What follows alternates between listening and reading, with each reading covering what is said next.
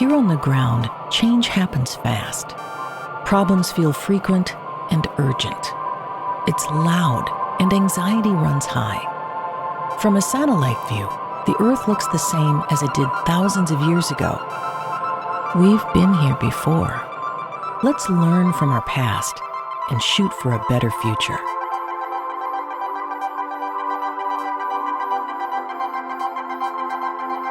Hello and welcome to this week's episode of A Satellite View. I'm Todd Mickelson, your host, speaking at you from Sunday, February 1st, 2026, in the space and time continuum. There is just a massive amount of things going on in the real news, actual news, not just what you're maybe seeing on CNN and things like that. What you are seeing on CNN, I saw some of the clips from this morning, the Sunday morning shows, and it's just crazy, and it reminded me of a place back in time. Let's go back to early 2012, when I ran for the Minnesota State House of Representatives. And I was at a training for candidates. So they would give a training for you to help you with messaging. They had a breakout class where they would give you tips on how to raise money, how to be a candidate for office, be an effective candidate, and run a decent campaign. I was pretty good at the messaging portion of it. They had these assignments. So we had these little breakout groups of maybe 4 or 5 people in each group. And we were given an assignment of how to handle a public relations problem that came up in your pretend campaign, which was soon going to be a real campaign. My group was given the absolute impossible situation. Now, this was 2012. How many years ago was that? 14 years ago, if I think. Yeah, I'm doing the math correctly. So our public relations problem was that our candidate, so we were the team working for, quote unquote, the candidate.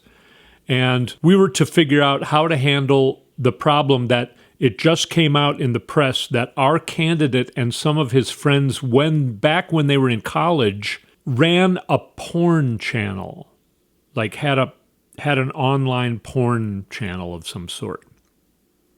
Okay? When we were tasked with that being our PR problem, all of us were like, okay, well, this is impossible, right?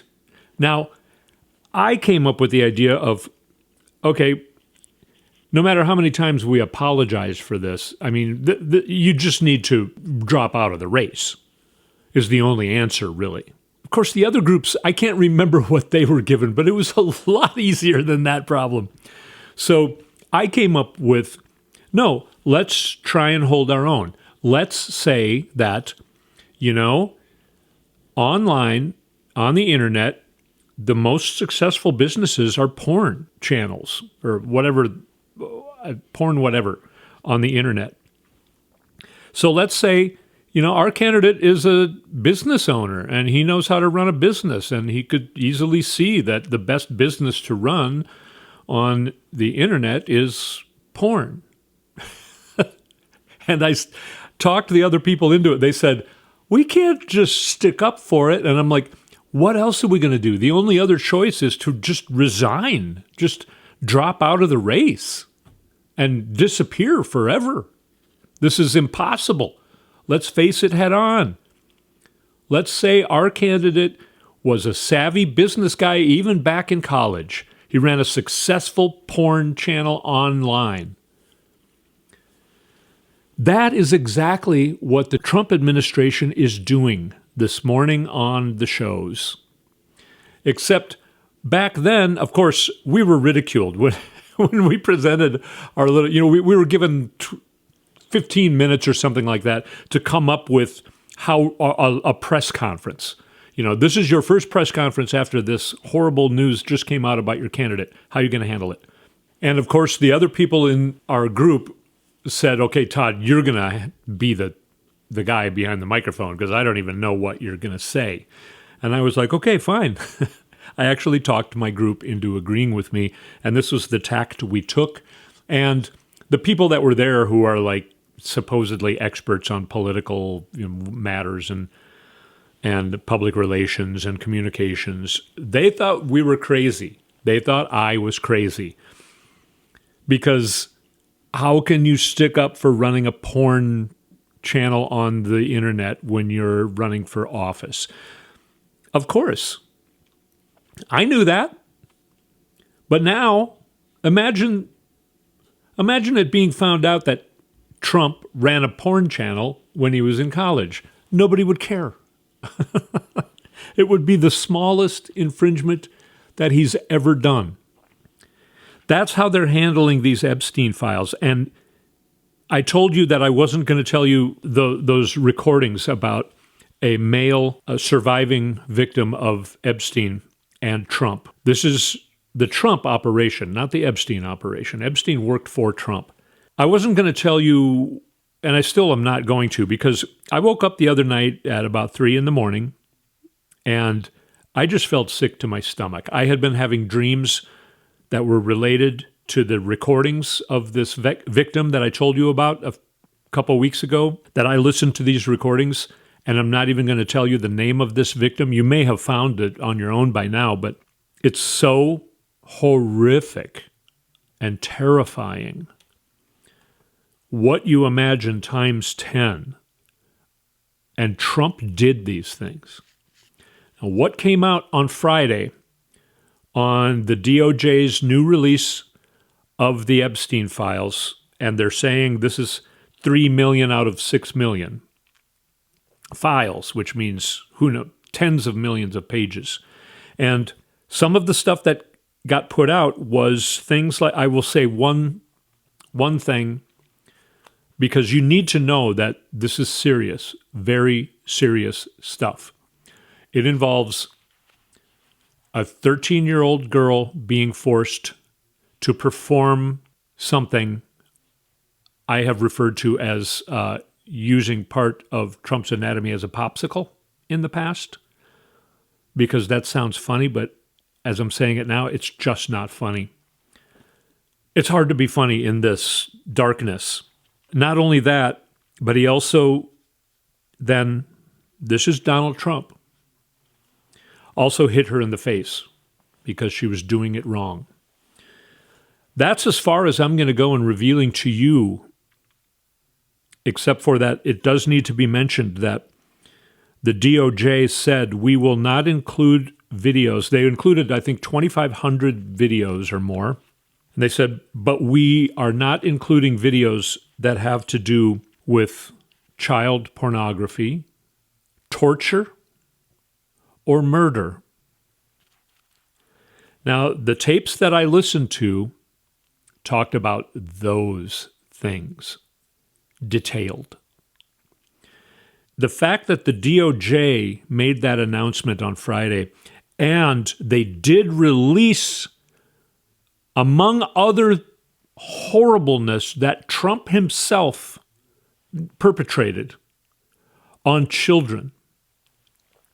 The little tidbit I just told you was released, and then Midas Touch Network, who you've heard me refer to before, I'm going to actually play you a clip from Ben Meiselas, the main founder of the Midas Touch Network, later on in this show. But Midas Touch Network went through these, just like the last drop.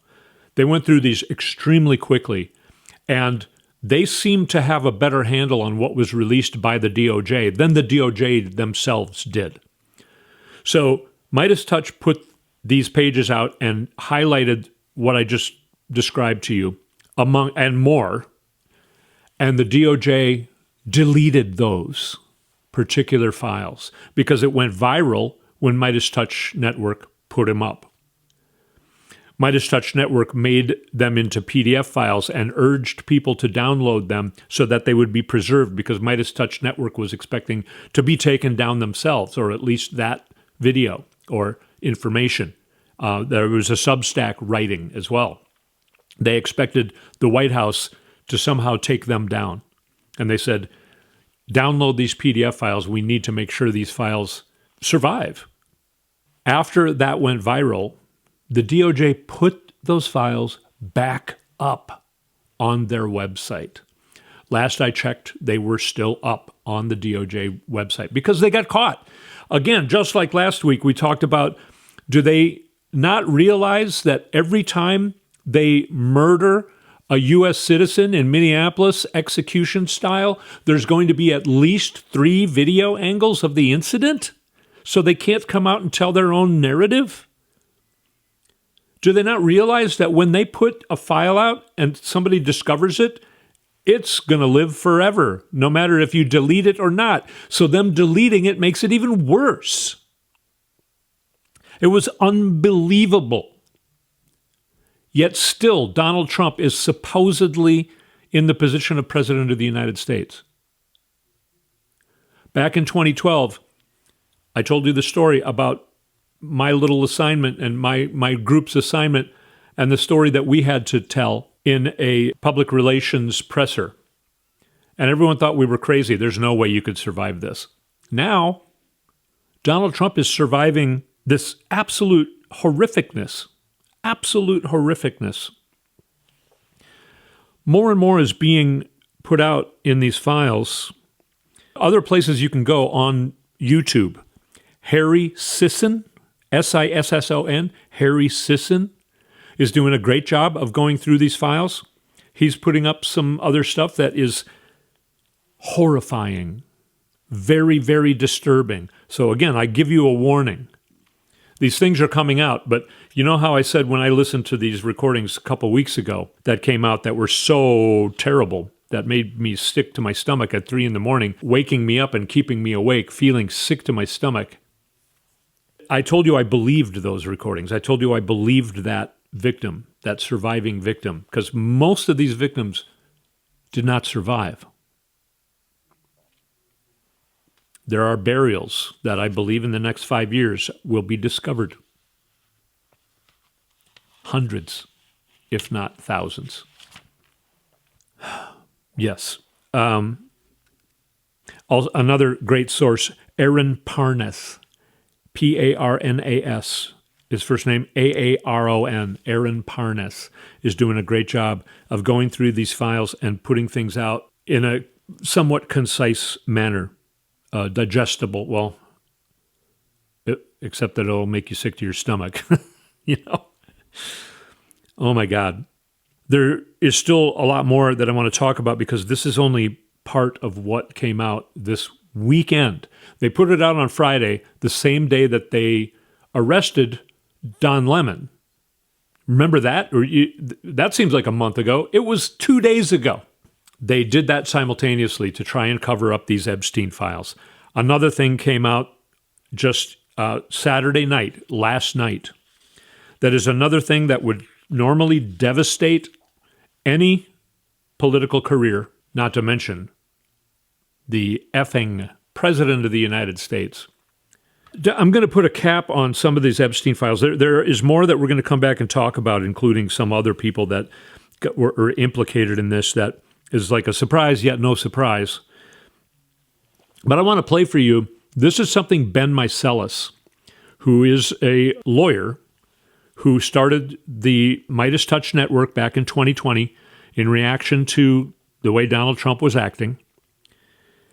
This is what Ben Meiselas has to say in relation to these files, because Donald Trump thinks these files exonerated him, even though the story I told you is in what was released and is made very widely known. Millions of people are hearing that story I told you about Donald Trump and more, yet Donald Trump thinks that he's exonerated. Many people are saying this exonerates. This is exonerated. I told you about how they're handling it. They're trying to just say it's no big deal. The same way I did in 2012 with that horrific story. I had to, my little group had to deal with in that sort of game. I'll just let him speak. Here's Ben Meiselas. I'll just give you my experience as a litigator. When you litigate against very bad actors, the way I've litigated against them in the past when I was a practicing lawyer, first they don't produce the documents. Then when you force them to produce documents, what they'll do is they'll do a document dump where they will include some bad documents for themselves in there. But what they're really trying to hide is the even worse documents, because They think that you'll believe, oh, well, they turned these over, so that must be it. Nothing else to see. But they're really hiding even worse documents. And I believe that's what's happening here as well. I think you believe it. Most people believe that. And the cover-ups just keep on continuing. The criminality continues. Yes, the criminality continues. We're going to take a short break, and I'm going to talk about more criminality that is just disgusting, but at least it's not... It has to do with money and grifting instead of the horribleness that we were talking about in the Epstein files and these other things. So when we come back, I'll tell you about that. We're going to take a short break. We'll be right back.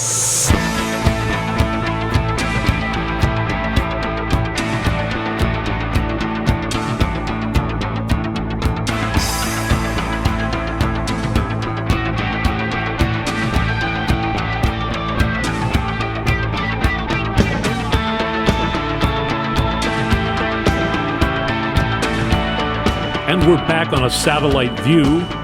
Find our website, by the way, at satelliteviewpodcast.com. Go to YouTube and search for Satellite View Podcast, and you will find our YouTube channel. And then subscribe. It's free.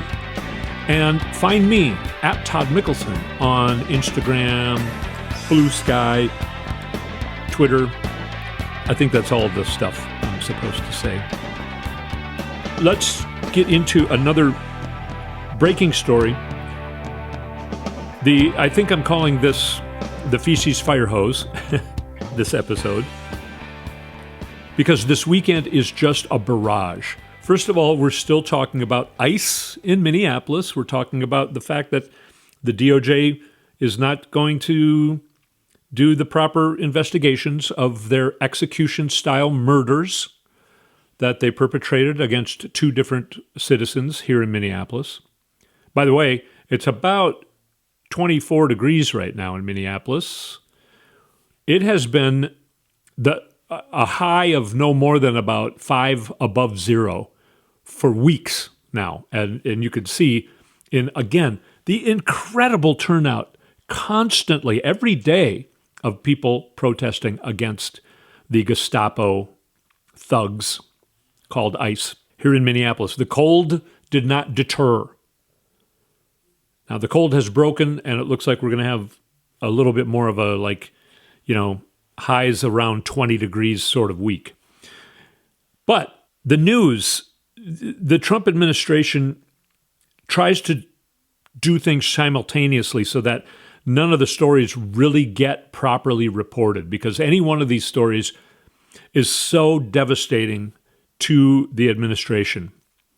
Here's a story that came out last night.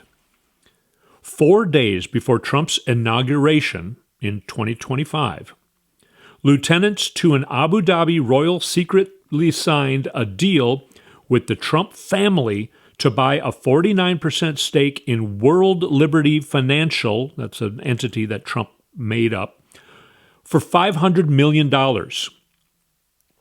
The buyer paid half up front, steering $187 million to Trump family entities and $31 million to Witkoff entities. If you remember, I think it's Stephen Witkoff, who's actually doing Marco Rubio's job, because Marco Rubio's not doing it or not being allowed to do it. By the way, also information has come out, I think in this Epstein file dump, that it was Marco Rubio that paid for the dossier in Britain. If you remember, it was first the GOP people running in the primary against Trump, which would include Marco Rubio. Marco Rubio's campaign was the first one to pay Christopher Steele, the guy in England. I didn't do this in my notes, so I might not be getting the names right. But it was the Steele dossier back in 2016. I was paid for by Marco Rubio, actually. So anyway, going back to this Abu Dhabi story, the investment was backed by the UAE National Security Advisor, Tahnoon bin Zayed. The deal put two executives at his company on the board of WLF, that's the Trump family World Liberty Finance, alongside Eric Trump and Zach Witkoff. At the time the Abu Dhabi Royal invested in World Liberty, the company had no products. It had raised $82 million by selling a token called WLFI. So all the idiotic maggots who are probably can't afford to buy their next McDonald's meal are buying this absolute worthless crap from Trump. He ended up raising $82 million from all you dummies, you maggot idiots out there. And by the way, if you're getting rid of your MAGA-ness, welcome to the sanity. But you still made Trump able to raise $82 million by selling you something worthless. Anyway, the investment didn't give the buyer rights to future WLFI token sales, leaving the Tahun-backed entity out of what was then the company's only source of revenue. So basically, they invested in nothing. It was an absolute quid pro quo, because then, a couple months later, when Donald Trump was president, they got our most classified semiconductor chips were then made available to Abu Dhabi. All right? And the money went to the Witkoffs and the Trumps. This included Eric, Don Jr., Barron Trump, and then Steve Witkoff, and it sounds like two of his sons. This was totally Abu Dhabi paying Donald Trump's family and Witkoff's family so that when Donald Trump became president, he could give them more absolute classified, our most valuable secrets, going against national security, by the way. How many times has he done this? He also is suing the FBI for going into Mar-a-Lago and finding that he had all those classified documents that you know good and goddamn well he has sold to our adversaries. So this is just the feces fire hose. Any one of these stories would absolutely mutilate the career of any other politician. But for some reason, the Donald Trump regime remains still. Now, there are things going on behind the scenes, very much so, to stop this, but it's not happening soon enough. Some good news. Liam Ramos, the little 5-year-old boy with the blue hat and the little backpack, he's a 5-year-old boy detained and sent to a Nazi concentration camp in Texas. Yes, they are Nazi concentration camps. ICE is Nazi. I know you're not supposed to say that, but I just did. Liam Ramos was released along with his father and is now, as of this morning, back in Minneapolis. I assume he has access to his mom again, who he kept asking for when he was in the concentration camp. Other really good news. Special election in Senate District number 9 in Texas, which is a R+20 district. That means Republicans can be counted on to win by 20 points. Well, the Republicans can no longer be expected to win by 20 points or win at all. The Democrat in that race won last night. So, Blue Tsunami isn't going to happen. It has already happened. Now, I got to also say, going back to this Abu Dhabi story, they were asked about it on these shows this morning, and they said, oh, it's nothing Biden didn't do. But when Biden, what they think, first of all, Biden didn't do anything like that. But what they were trying to pin on Biden, they were trying to get him to go to prison, and his son. They wanted to bring him into committee hearings. They did bring his son into committee hearings. So it's that bad. If Biden did it and it was that bad, why are you not saying it's bad when Trump does it? This is the idiotic state of these people. I mean, at least back in 2012, when I was trying to stick up for that my candidate ran a porn channel on the internet, at least I had a brain in my head to use. These people aren't even thinking about what they're doing. They're saying, oh, it's nothing Biden didn't do, but when Biden did it, it should have brought down his whole administration. Okay, you realize then what you're saying, right, about Trump. Also, in the Epstein files, Putin mentioned 1,000 times. The Kremlin mentioned like more than 9,000 times. Epstein working with oligarchs in Russia, many Russian sex workers. Honey trap. This is what Putin's good at. Using women to trap, I don't know, a whole bunch of people. There have been resignations by top world leaders over this Epstein file dump on Friday. Also, Nutlick is in it. Bill Gates is implicated in it.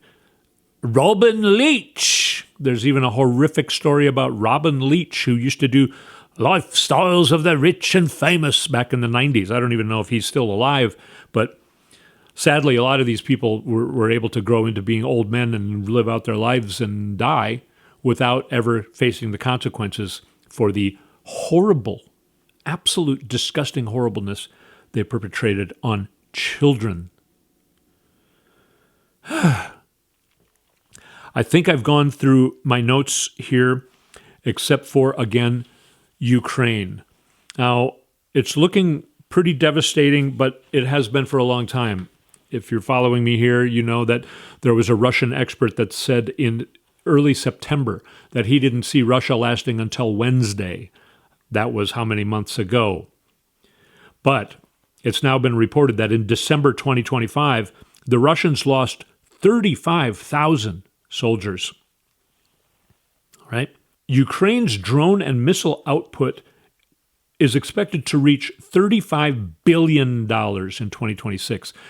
Russia is losing money. Russia's lost 46% of its gas and oil revenues. It's borrowing from its banks to pay for the war. That cannot be paid back, and that is the people's money. There's no maintenance being done on heat and snow removal in the middle of winter. 160,000 people in one place in Russia have been left out in the cold. Bankruptcies are up 32%. Going through Anna from Ukraine. First time ever, Russian deputy blames Putin for the failures of this war. Putin's stability's gone. Moscow, Siberia are falling. And a lot of these places, these different areas in Russia are expected to turn against Putin because they all see basically blood in the water. Russian banks disappearing. Russia's offensive exposed. The collapse of different towns. Russia faces price shock. Gold reserves are gone. Russian airlines completely down. Other places are saying that Ukraine has complete control of the air over Russia.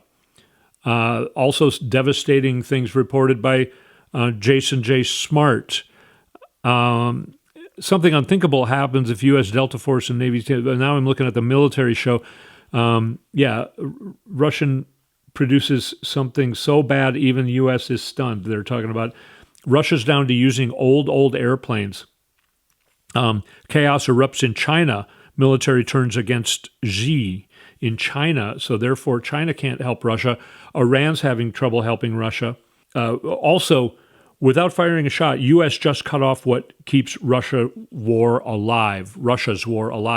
There's a chip that goes in some of the stuff that they need, and sanctions, I'm sure Trump doesn't know this, sanctions from the U.S. cut off this chip. So a huge part of the technology that Russia uses, because it's older technology, Ukraine is switched to new technology. Russia's using older technology, and Russia is being more and more hamstrung all the time, crippled in this war. So an awful lot to talk about. I tried to cover things you may not have heard about. If you want to go into some of these stories about in the Epstein files, they are available. You can find them. Some of these people, Harry Sisson, Aaron Parnas, They put up links where you can find this stuff. So does Midas Touch Network and other sources that where I get information. Katie Fang is a great place to go on YouTube. Again, just a feces fire hose of stuff the Trump administration's trying to get out there so that none of it gets focused on, but still it is to cover up that Donald Trump is a pedophile child rapist. That's what he's been trying to cover up since he became president. I started talking about that a couple years ago, actually, and I kept getting warned by people, don't go there. There's no evidence. Yeah, there was evidence. There's sworn testimony by women who used to be children who were raped by Donald Trump. This has been out there for years, but now that stuff's being corroborated. People are no longer warning me. This stuff is, I'm 100% convinced is true. Again, I urge you to not trust anybody, including me. Look into it yourself if you want to, or just how do you feel about it? You know, when I ask you, and that's why he stole this election. Did he win in 2024? Again, I'll repeat myself.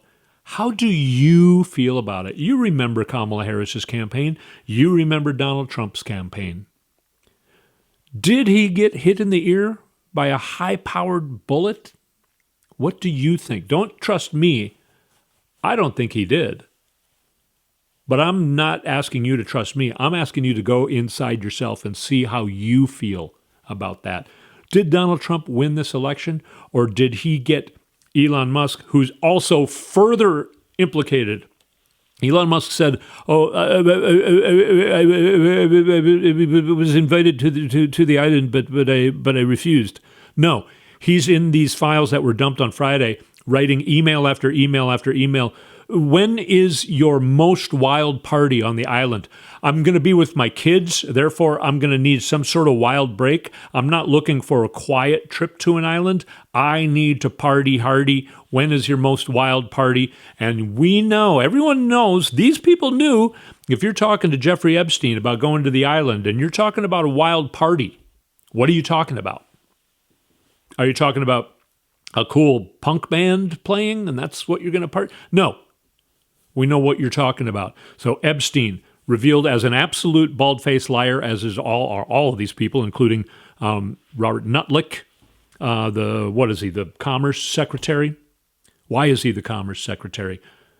So Trump got Elon Musk to help him steal this election to stay out of prison. And when you go to prison for child rape, you're not treated very well in prison. Donald Trump is just trying to get to the end of his mortal life without having to face any of this.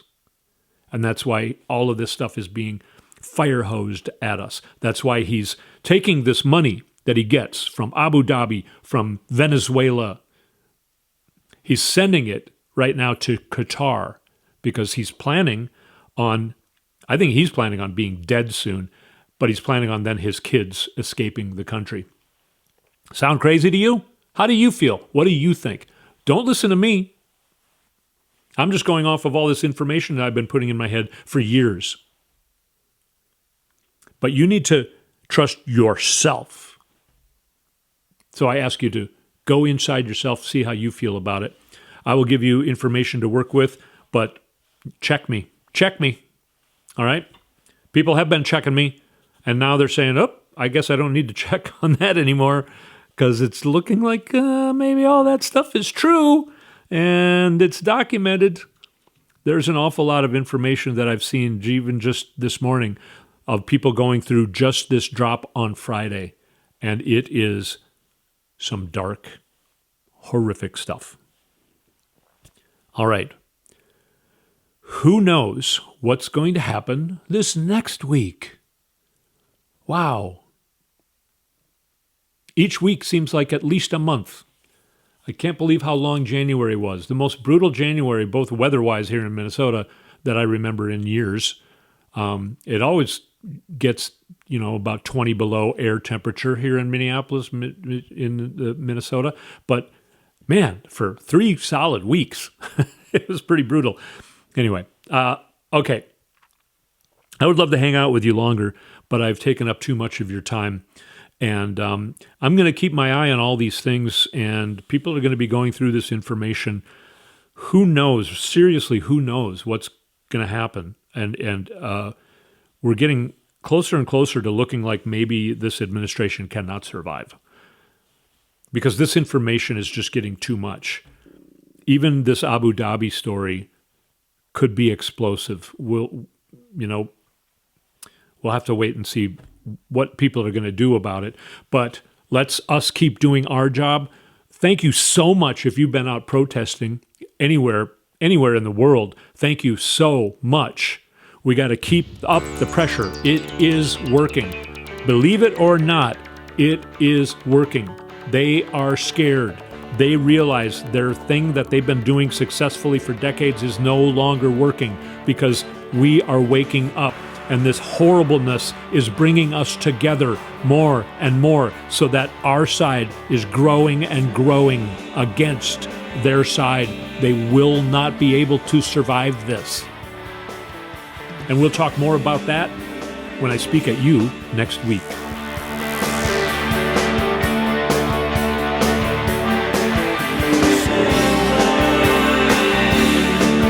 You've been listening to A Satellite View with Todd Mickelson.